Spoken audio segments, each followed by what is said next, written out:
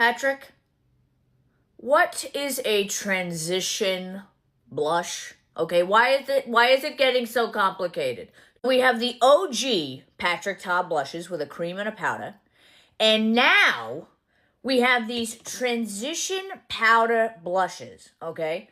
And they're very lightly pigmented. They're really meant to set the under eye and your blush, and you use them with these new blush liquid brightening concealer blush hybrid. I don't know what the fuck is happening. Okay, so I'm going to follow this routine as it is instructed, which is first to lay down your typical concealer just in this inner corner area. Then with a concealer brush, you're going to slowly begin to blend out the concealer, but I'm not blending it out all the way. I might be going slightly out of order, but it's fine. It all does the same thing. Then I'm going to take the Patrick Ta, She's That Girl blush, and place this where I would normally place my blush. Gosh, that is gorgeous. Now, essentially what Patrick is saying is there is nothing to go right here where it goes from blush to concealer. So that's where these come in.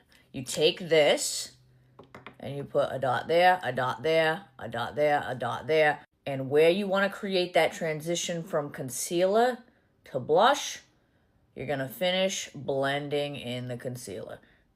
So rather than having a hash jump, it's a gradation, okay? Like, I see the vision. I get this for like red carpet, special event, photography. Am I the type to do this on a daily basis? Honestly, we'll see how this ends. It could be. It could be my new thing, because I actually do enjoy the look of this. Like, it's so seamless. Okay, but this is where it could get a little confusing to me, okay? Then you take the transition blush. You have two shades. These are lightly pigmented. They're basically like a pressed setting powder. They're not a traditional powder blush. It's made very clear that these are not like traditional blush, okay? They're meant to be very lightly pigmented and very, very sheer.